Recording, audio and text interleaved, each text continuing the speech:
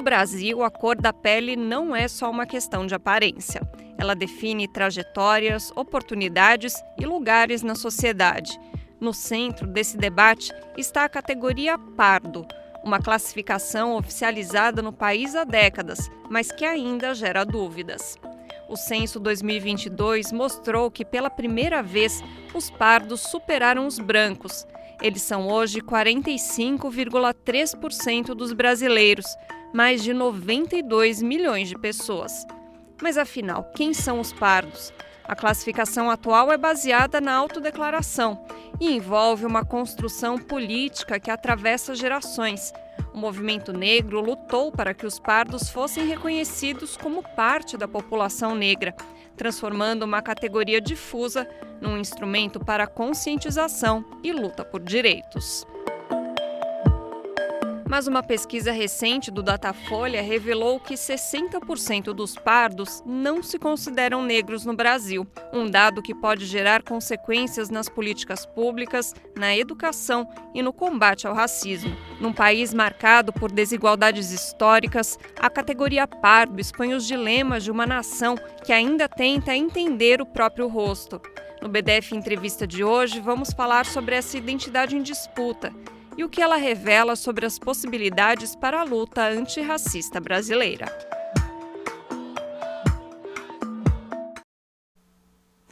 Olá, está começando o BDF Entrevista. Eu sou Luana Ibelli e para essa conversa sobre identidade parda, eu recebo hoje Gabriela Bacelar, que é antropóloga, doutoranda pela USP e pesquisadora de estudos étnico-raciais. Gabi, seja muito bem-vinda, viu? Obrigada por ter aceitado o nosso convite.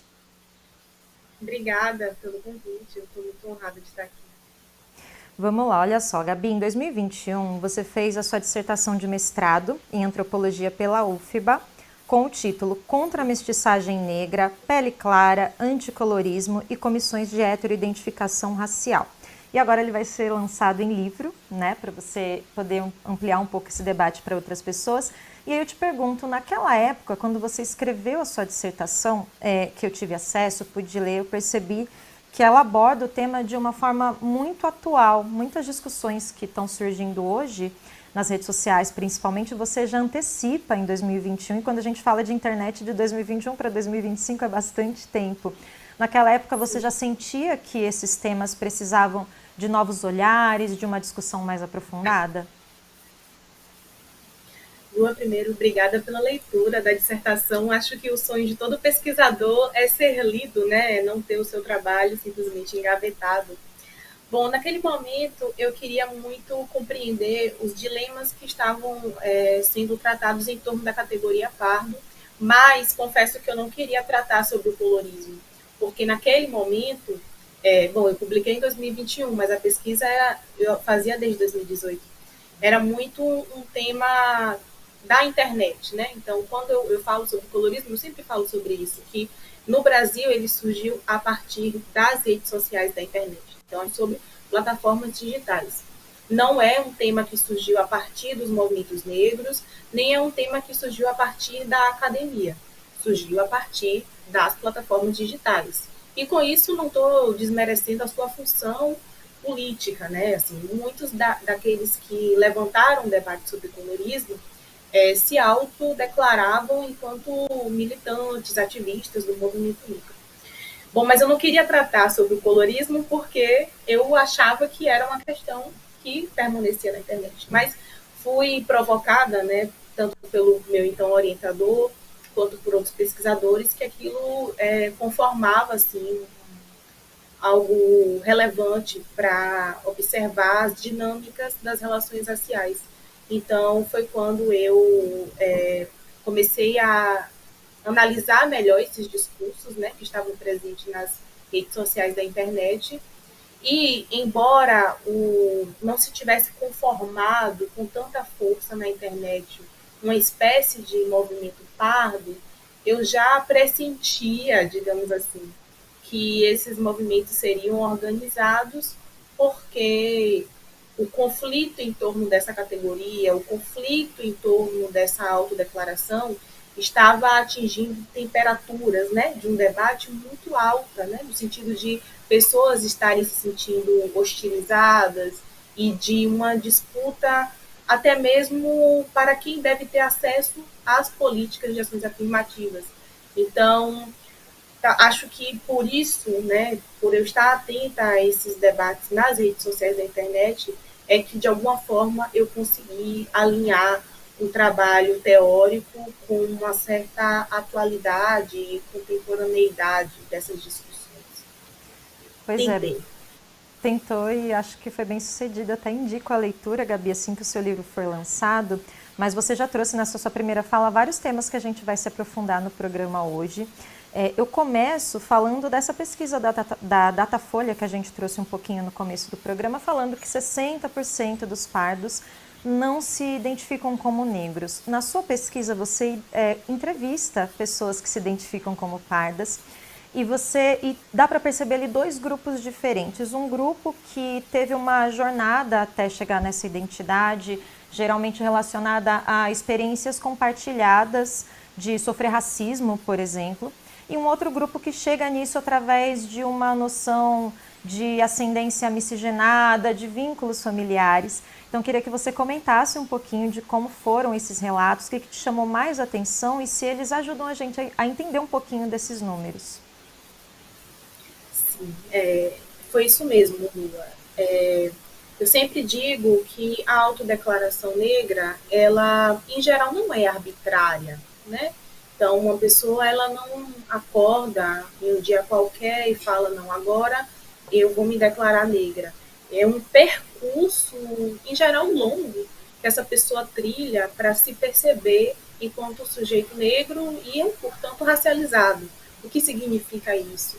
Significa, de alguma maneira, você olhar de novo para a sua trajetória, outra perspectiva. Então, o bullying da escola não é mais bullying.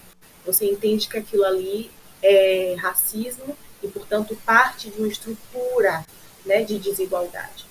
Porém, existem também pessoas que confessam nunca terem sofrido racismo, mas que se declaram pardas a partir de uma série de fatores, né?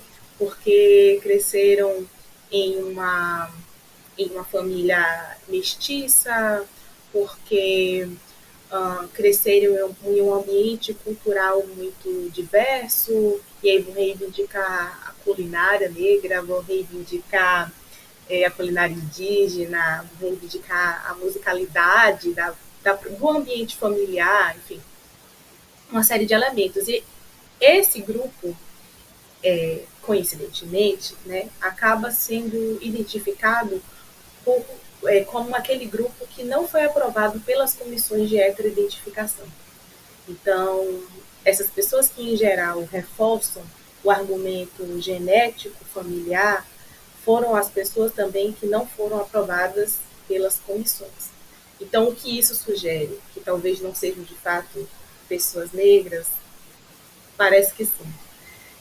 Então, eu acho que a semelhança que essa pesquisa tem com esses dados é, de fato, mostrar que, bom, existe um aumento na autodeclaração negra, né? A população negra cresceu e os especialistas afirmam categoricamente, não é porque existe um aumento da natalidade ou da expectativa de vida da população negra, é porque existe um aumento na autodeclaração, ou seja, as pessoas estão convertendo a sua autodeclaração para pretos e pardos. Ok. Uma parte disso se deve às políticas educacionais negras, né? E as campanhas também para o orgulho negro, enfim, que acompanha aí já muitas décadas do movimento. Só que uma outra parte disso, de fato, se dá por uma autodeclaração um tanto quanto instrumental, né? Ou seja, uma autodeclaração que visa acessar benefícios, que visa acessar políticas de ações afirmativas e que não necessariamente está em conformidade com o que o movimento negro elaborou para essa categoria.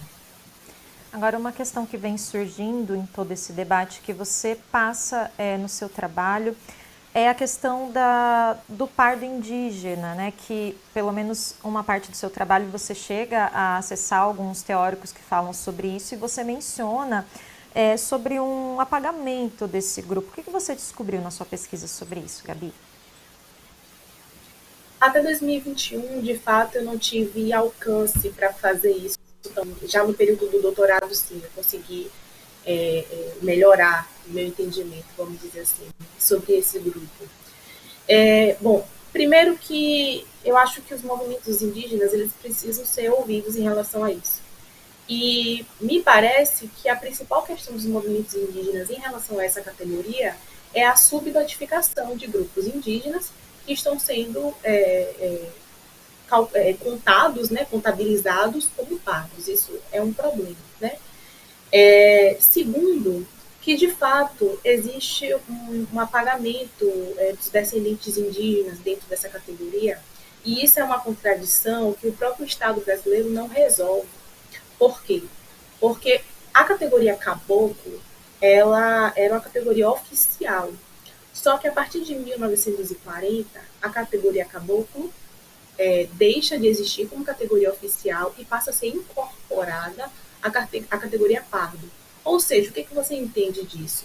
Que pardos não são mais apenas mestiços de pretos e brancos, mas também são mestiços de pretos, brancos e indígenas, já que a categoria caboclo entrou, né, na categoria pardo.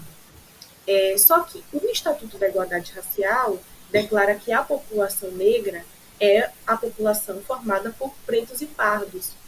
Então, não é culpa do movimento negro esse apagamento, como existe algumas versões, né, de discursos que vão afirmar isso, né, que o movimento negro é o grande vilão e o responsável por esse apagamento dos povos indígenas e seus descendentes em relação à categoria pardo. Não, é um problema da ordem do Estado, até porque a gente está falando de categorias de Estado. Ninguém no seu dia a dia vai se declarar pardo. Ninguém se declara... enfim, existe uma diversidade de categorias, né? E os censos já mostraram isso, os censos de 1976, censos de 1984, que foram censos abertos, mostraram mais de 100 categorias de cor, raça que as pessoas usam para se identificar. Então, essas categorias é que funcionam no dia a dia. No mais, a categoria pardo é uma categoria de Estado para operacionalizar políticas públicas. Então, se existe um apagamento indígena e de seus descendentes nessa categoria, e de fato existe, então a gente precisa pensar nas soluções coletivas para que isso se reverta, sem que isso também cause prejuízos para as políticas destinadas à população negra. Olha só, um outro elemento recente que trouxe mais complexidade para o debate racial no Brasil são as comissões de heteroidentificação. Vamos ver. Nos últimos anos, um novo elemento passou a fazer parte das políticas de ação afirmativa no Brasil: as comissões de heteroidentificação. Elas avaliam se a autodeclaração como preto ou pardo é compatível com os fenótipos do candidato, como pele, traços e cabelo. A medida surgiu para evitar fraudes e dar mais segurança às cotas raciais, mas também reabriu um debate delicado: quem é negro aos olhos do Estado? Num país marcado pela miscigenação, essa definição nunca foi fácil e tem impactos diretos no acesso à educação. Desde a lei de cotas, aprovada em 2012, o número de alunos pretos e pardos nas universidades federais quase triplicou. Saltou de 17% para 49% dos matriculados. Os números também se explicam pelo aumento de estudantes negros que ingressaram pela ampla concorrência. Mesmo assim, especialistas apontam que a presença negra nas universidades ainda está abaixo do que essa parcela representa na população e que muitas vagas destinadas às cotas ainda ficam ociosas. Enquanto isso, o MEC planeja padronizar as comissões de heteroidentificação em todo o país, com regras específicas para avaliação, capacitação dos membros e direito a recurso. As comissões não trazem respostas simples, mas ajudam a enfrentar uma questão fundamental: como garantir que as políticas de reparação cheguem a quem precisa.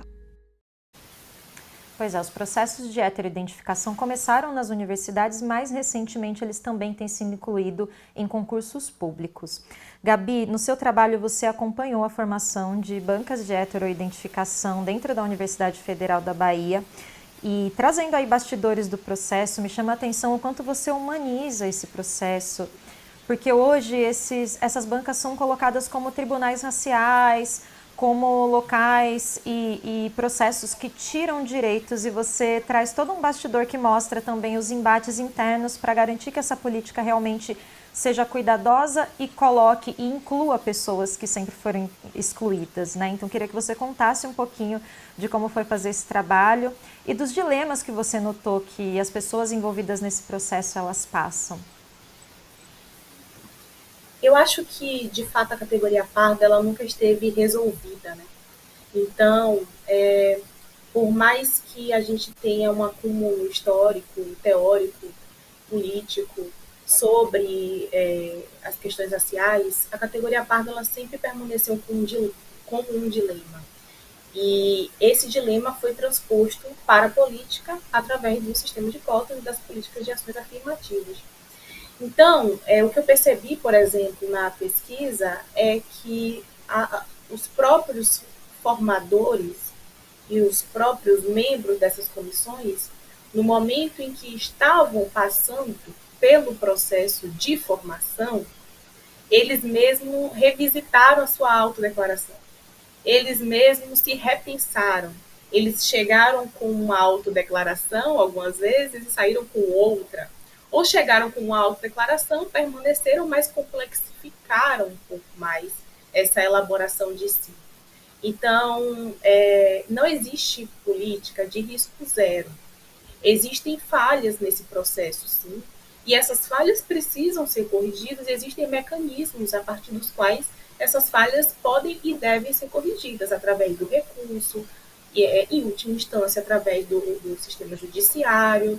A questão, porém, que é um pouco problemática nisso, é que esse sistema judiciário ele está julgando a partir de quais parâmetros?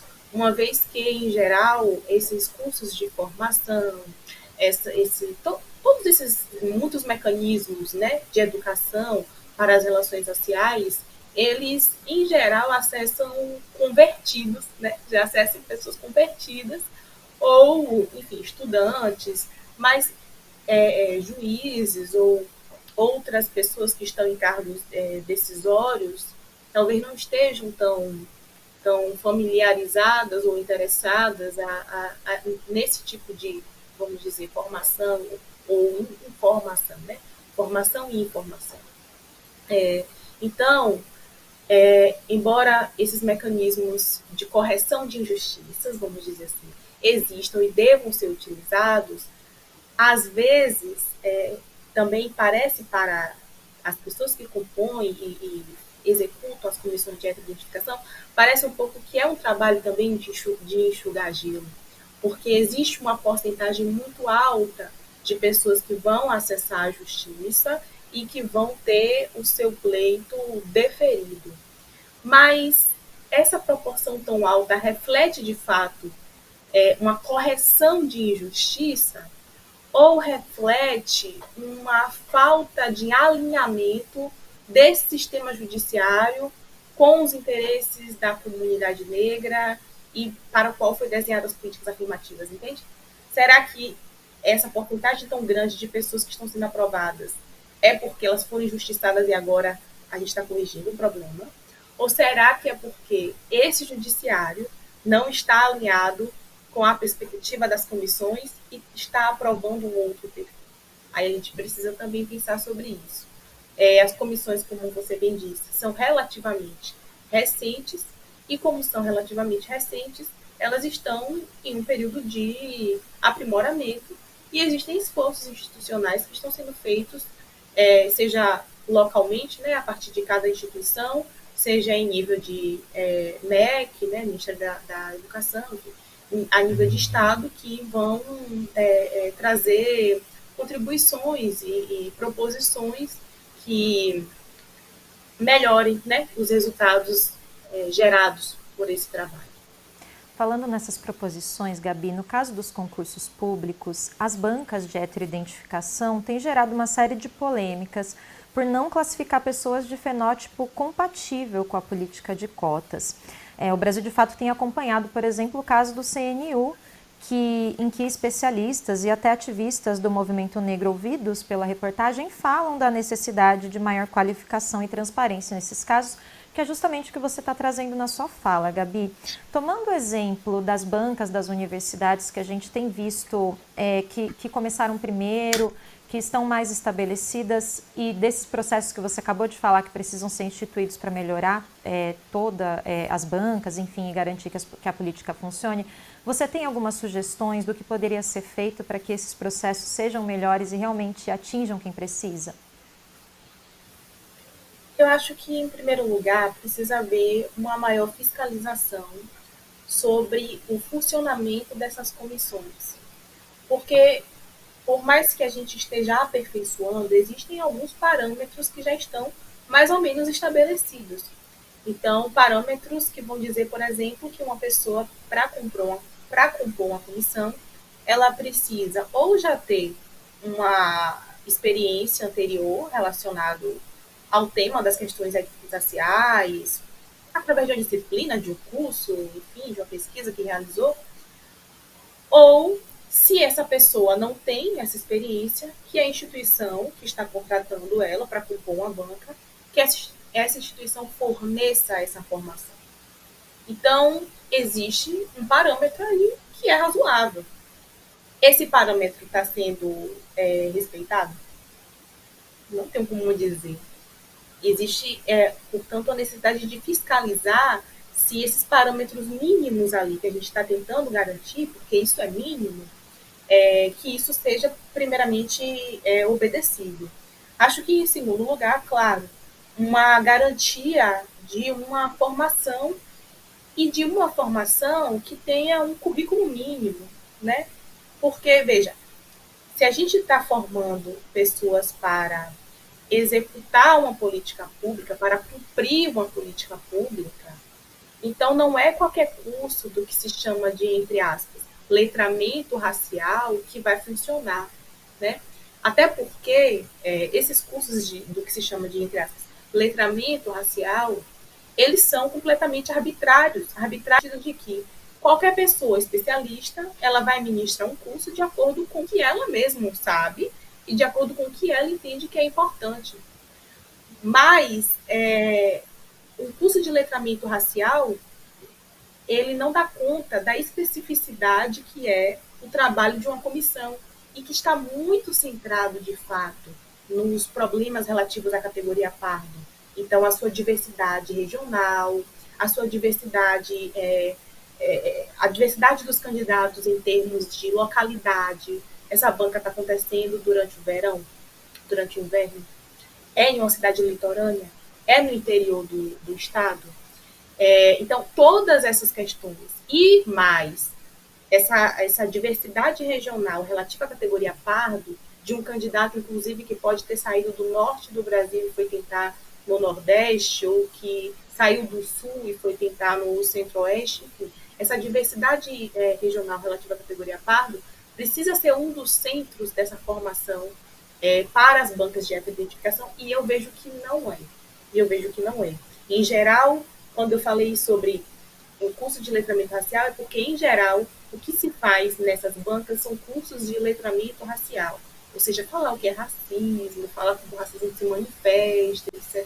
Tudo isso é importante, sim, mas, então, se a gente garante um letramento racial como uma espécie de base teórica comum, então que a gente garanta um tempo maior de formação, porque a gente vai ter que falar sobre letramento racial e a gente vai ter que falar sobre o pardo e as problemáticas relativas às comissões de heteroidentificação, que tem uma bibliografia própria para isso. Tem uma bibliografia própria para a questão do pardo, para as comissões de heteroidentificação, e isso precisa ser garantido. Então, eu acho que alinhar, eu poderia falar de muitas coisas, né? Mas pelo menos alinhar uma boa fiscalização com uma boa formação, eu acho que já é meio caminho andado. Bom, vamos falar de outro assunto que a gente já tocou aqui na entrevista. Se você que está assistindo a gente se interessa por debates envolvendo raça no Brasil, dificilmente você não ouviu falar de uma palavra que se popularizou muito nos últimos anos. Colorismo, um conceito que se tornou cada vez mais presente nos debates sobre raça no Brasil. A teoria nasceu da experiência de mulheres negras nos Estados Unidos e parte da constatação de que as diferenças no tom de pele podem mudar completamente a forma como as pessoas são tratadas, ainda que elas tenham a mesma origem racial. Mas o que acontece quando essa ideia atravessa fronteiras, se espalha em escala global e passa a circular como tendência montada pela lógica dos algoritmos? Nesse novo contexto globalizado, a identidade deixa de ser um processo vivo, coletivo e contraditório para virar mercadoria, algo que se possui, se ostenta e se disputa. É nesse terreno fraturado que o colorismo ganha força, primeiro como nome para uma desigualdade real, mas também como sintoma de algo mais profundo, as contradições de um sistema que transforma até as dores da diáspora negra em categorias de consumo. Pois é, um debate que dá o que falar e que a nossa entrevistada investiga com muita profundidade. Gabi, no começo da entrevista você até disse que não queria abordar esse tema na sua dissertação, e ele acaba sendo um tema que permeia muito e faz uma provocação muito necessária, acredito, muito alinhada ao que está acontecendo hoje. Então, queria que você falasse para a gente por que você propõe no seu trabalho o anticolorismo. É um termo que está na sua dissertação e que, enfim, é essa proposta em oposição ao que a gente tem visto hoje. Eu acho que quando eu pensei sobre o anticolorismo, primeiro eu pensei sobre um chamado político para o antirracismo.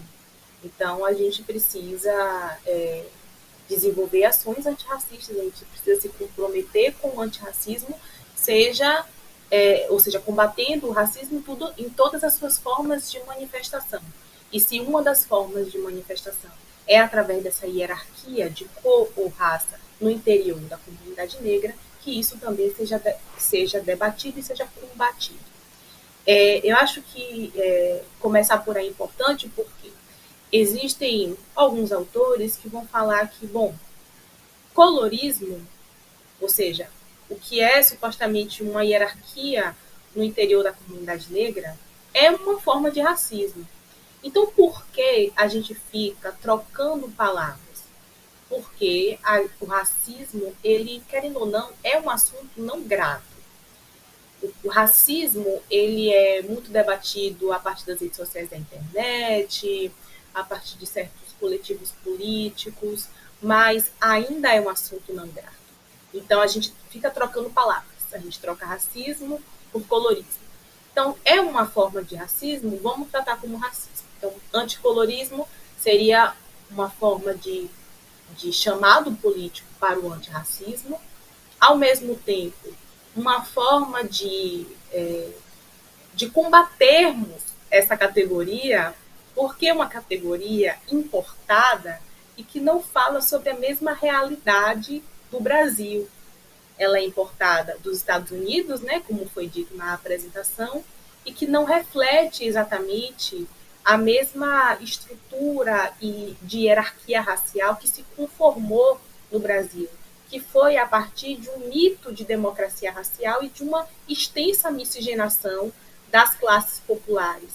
Nos Estados Unidos, a estrutura de desigualdade se conformou a partir do apartheid, e isso tem muita diferença. Isso implica que, durante o apartheid, uma elite mulata, de pele clara, e aí eu estou falando mulata e de pele clara para ser fiel aos termos que pesquisadores desse tema utilizam, né? Então, pesquisadores vão apontar que durante o apartheid, uma elite mulata e de pele clara se estabeleceu socialmente, economicamente e politicamente.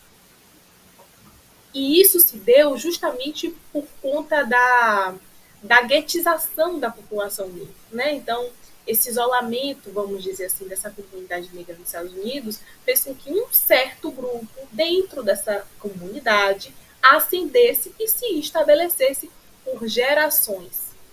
Agora, isso não é o mesmo do Brasil.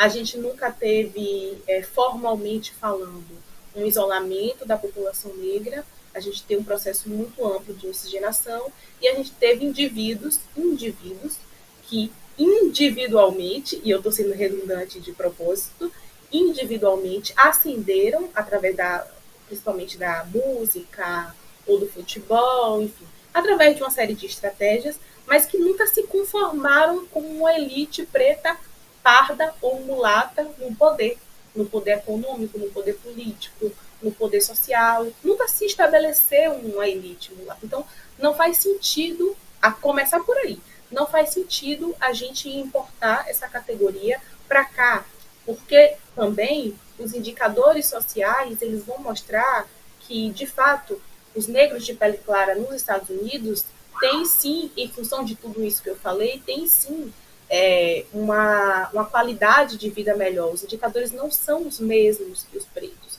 Só que no Brasil, os indicadores de pretos e pardos são sim semelhantes. Existem diferenças de um ou outro indicador que mostra que às vezes pardos estão em uma pior colocação, ou às vezes os pretos estão em uma pior colocação, mas em geral eles estão na mesma posição da estrutura de classe.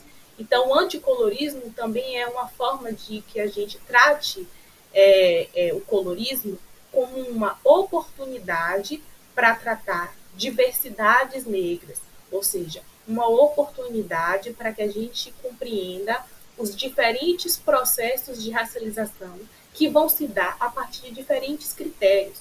Então, a racialização de uma mulher negra não é o mesmo que de um homem negro.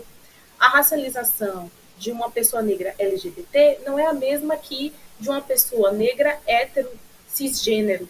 Então, a racialização de uma pessoa negra de pele clara possivelmente também não é a mesma de uma pessoa negra de pele preta, mas isso é sobre uma diferença a partir do que se chama de interseccionalidade ou marcadores sociais da diferença. Então, eu acho que o que o colorismo contribui é para a gente pensar a diferença. Eu acho que ele não contribui para afirmar uma hierarquia que, na factualidade, ela não se verifica. Eu acho que isso não é uma contribuição, mas para pensar a diferença é uma contribuição. Então, anticolorismo é um chamado para o antirracismo e, ao mesmo tempo, é uma forma da gente deslocar o que é o discurso atual sobre colorismo, que é rivalizar, né, pretos e pardos, que é se tornar uma categoria de acusação contra os pardos, acusação de ilegitimidade, de ilegítimos. Pardos são ilegítimos. Pardos não merecem as políticas afirmativas porque não são negros de verdade ou não são tão negros quanto os pretos. Então, é uma forma de combater onde está esse discurso sobre o colorismo atualmente e deslocá-lo para que a gente considere diferenças no interior da comunidade negra. Pois é, e olha, falando justamente nisso, independentemente de qualquer diferença que exista, como a Gabriela acabou de falar, os índices entre pardos e pretos continuam muito similares, ou seja, pouca coisa mudou, o racismo continua. E é sobre isso que a gente vai falar nesse próximo bloco. No Brasil de hoje, brancos continuam no topo da pirâmide social. Já pretos e pardos enfrentam juntos a base mais dura da desigualdade. De acordo com o último censo, a taxa de pobreza entre pessoas brancas é de 18,6%, entre pardos 38,4%, entre pretos 34,5%. O desemprego também é maior entre pretos e pardos, assim como a informalidade, os trabalhos mal pagos, a violência, a insegurança na moradia e a exclusão dos cargos de liderança. Mesmo representando mais da metade dos trabalhadores do país, pretos e pardos ocupam menos de 30% das posições de chefia. E no ensino superior, os números também revelam o abismo. Só 3% dos estudantes de medicina são pretos, menos de 22% são pardos. Essa realidade, marcada pela exclusão e pela violência, é o pano de fundo do debate sobre a identidade parda, e é também o que obriga a olhar para frente. Nesse contexto de oportunidades escassas, quais estratégias são necessárias para combater o racismo? E as respostas do passado ainda fazem sentido no presente?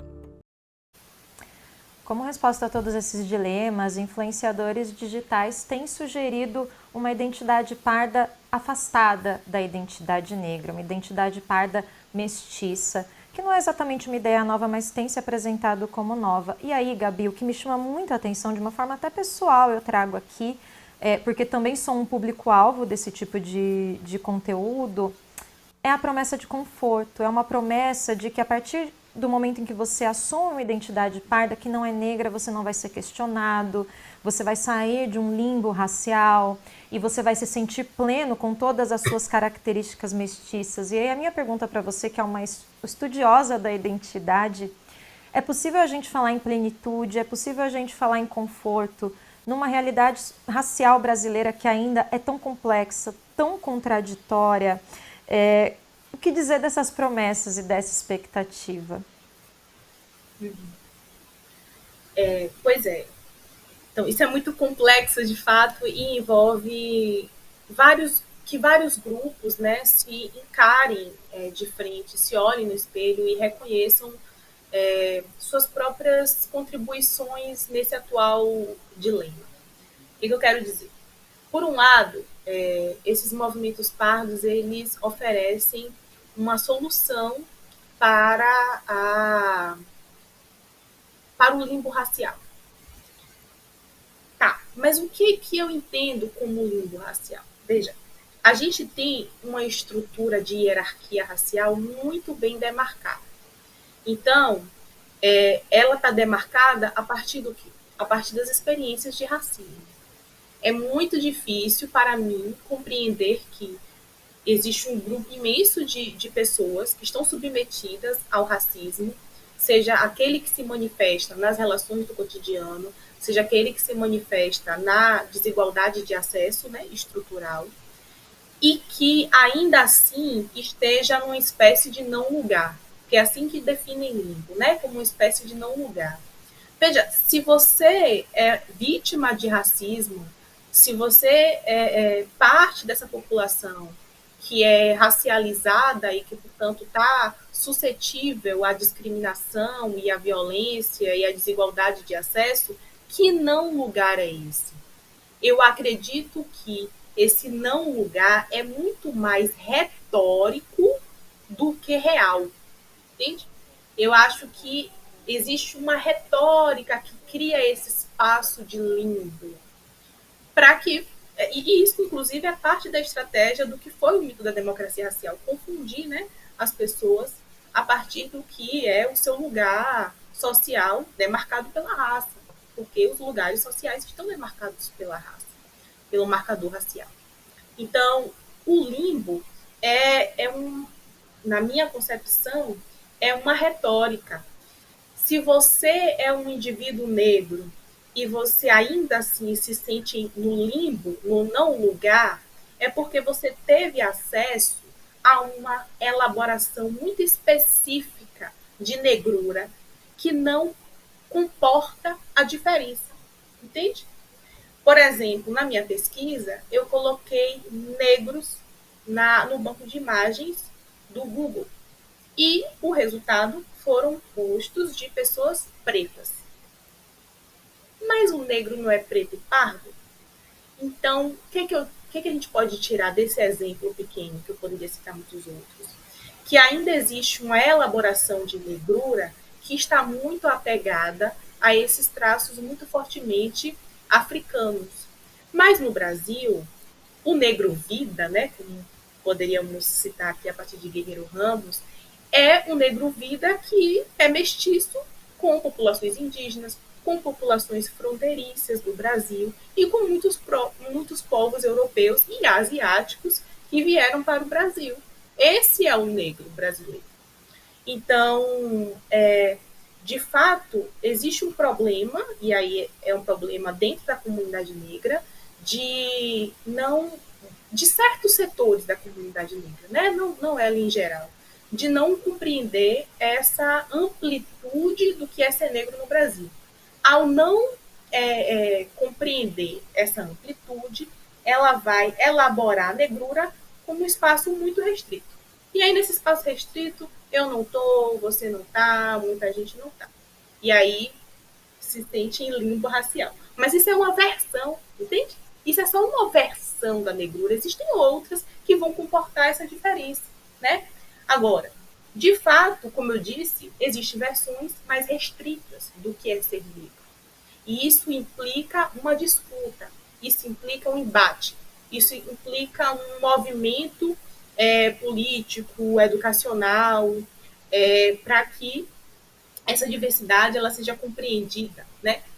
Compreendida em termos de política, compreendida em termos de raciocínio político, enfim. E, de fato, o que esses movimentos pardos fazem é pegar certas fragilidades ou pegar a natureza dos embates que a gente ainda não resolveu para se promover como uma solução. Mas veja, todo grupo populacional, político, enfim, tem divergências internas, tem disputas. E a gente trata disso, a gente supera isso, ou a gente arrasta isso com o tempo, através de várias versões, como eu disse, né? A gente precisa estar atento a esses movimentos pardos para que a gente veja, primeiro, o seu histórico, como você disse, ele se coloca como novidade, mas não é uma novidade. Ele tem uma filiação política muito específica e histórica também, por mais que se negue isso, não está deslocado no tempo e na história, não é uma fagulha, né? Alguém que inventou o fogo, não é alguém no sentido de um movimento, né? Que pega versões, né? Que já estavam aí e atualizam para as plataformas digitais, produzindo uma espécie, inclusive, de coache da autodeclaração racial. Ninguém pode oferecer ser coache de uma autodeclaração racial. As pessoas elas precisam chegar a isso por conta própria. E as pessoas, inclusive, precisam compreender que esse conflito interno em relação à sua autodeclaração, em relação à sua identidade, às vezes pode ser resolvido da seguinte forma: eu não sou destinatário das políticas de ações afirmativas, ao mesmo tempo, no meu dia a dia, eu não vou me declarar como uma pessoa branca, porque eu não me entendo como uma pessoa branca. Mas, ao mesmo tempo, eu entendo que eu não sou destinatário dessa política. Isso pode ser resolvido assim. Porque, como eu disse, quando a gente trata sobre cotas raciais, preto, pardo, indígena, das categorias do IBGE, a gente está tratando sobre categoria do Estado, que tem definições e funções próprias. Isso não impede de forma nenhuma que as pessoas se declarem caboclas, se declarem negras, se declarem azuis. Azul porque é uma categoria que surgiu dentro desse senso aberto que eu mencionei, da década de 70 e da década de 80. Cor de jambo, queimadinha de sol, que também foram categorias que surgiram nessa pesquisa da década de 70 e 80. Enfim, isso não impede, você pode se declarar como você quiser dentro da sua elaboração subjetiva, dentro do seu histórico familiar, dentro do seu contexto cultural, mas compreender que entre isso e a categoria do Estado vai ter uma diferença. Às vezes tem uma coincidência, às vezes não. E admitir isso, né, no sentido de que essas categorias e essas políticas elas servem para uma reparação histórica, não deveria ser difícil. Não deveria ser difícil compreender que dentro da minha elaboração subjetiva eu sou complexa, como todo ser humano é, mas que dentro da categoria do Estado eu vou me declarar como parda ou como negra apenas se o meu perfil for condizente com esse perfil aqui que precisa de reparação histórica, porque é vítima sistemática do racismo. Isso não deveria ser difícil de compreender, sabe? Então, bom, eu teria muitas críticas relativas assim, a esses movimentos pardos, mas tentando responder a sua pergunta, eu sou muito prolixa, eu sei disso. Gabi, eu vou pedir licença só para fazer um comentário final. Eu acho que você trouxe muitos elementos fundamentais na sua fala. E eu encerro toda essa reflexão pensando, olhando um pouquinho para trás também. Os nossos mais velhos do movimento negro passaram por muitas dessas questões e eles resolveram tudo isso, e você passou um pouco por isso na sua fala, chegando em lugares em comum para lutar por um objetivo em comum, que é o combate ao racismo, o fim do racismo e políticas de reparação que ainda são tão necessárias. Então, Gabi, eu quero te agradecer muito pela sua participação, por essa entrevista. Espero que ajude muita gente a compreender esse momento tão complicado do nosso debate racial. Obrigada, viu? Eu que agradeço, Lua. Muito obrigada, gente. E assim a gente encerra o BDF Entrevista de hoje. Até a próxima. Tchau!